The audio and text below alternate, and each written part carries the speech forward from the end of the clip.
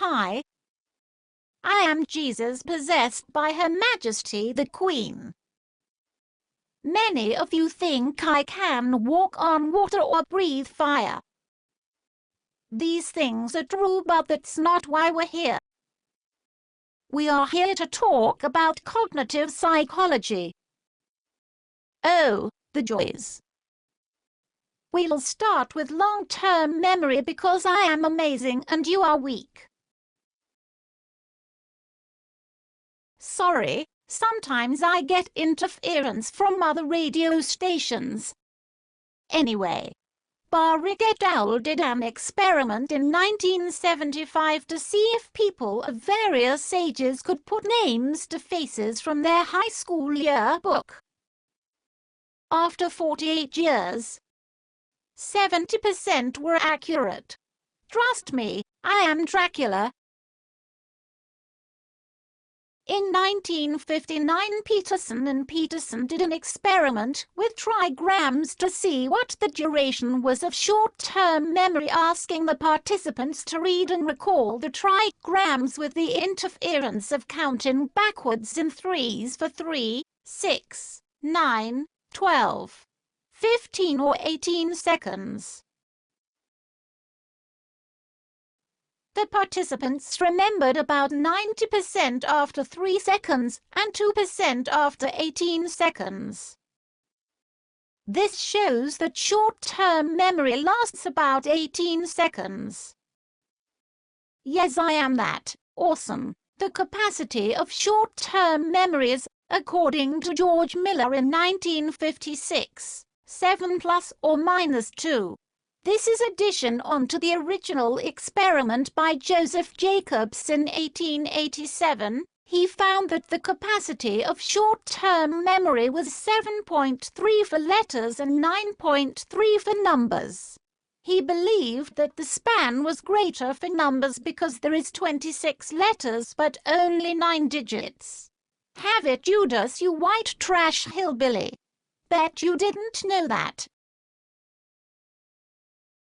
Chunking is also another theory by George Miller himself. He said how grouping sets of digits or letters into chunks makes them more meaningful and easier to remember. Now, darlings, let's talk about encoding. We can compare the ways information is stored in short-term memory and long-term memory in terms of the encoding of the memory trace. Acoustic encoding involves coding information in terms of the way it sounds. Semantic encoding involves coding information on terms of its meaning. My good old chap Baldley did an experiment on participants, asking them to recall words both acoustically and semantically similar and dissimilar. He found that participants had difficulty remembering acoustically similar words in short-term memory but not in long-term memory. Same goes for long-term memory and semantically similar words. So much to take in. Now on to the very sexy multi-store model. We all know what it bloody looks like. If you don't, just piss off now. The 3 strengths of the model are: number 1. There is strong evidence on 3 qualitatively different stores. Number 2. The model does provide a count of memory in both terms of structure and process. And number 3. The elder wand of strengths in regard to this very model. The multi-store model has clear predictions about memory, which means psychologists can conduct studies to test it.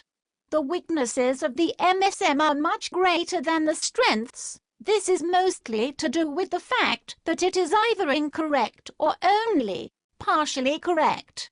As far as the model is concerned, LTM and STM each operate in a single uniform fashion, whereas there is no evidence that supports this to be true. Case studies such as Clive Waring and HM prove the model to be wrong. In terms of processing, research has shown that maintenance rehearsal is not the only means by which enduring long-term memories are created.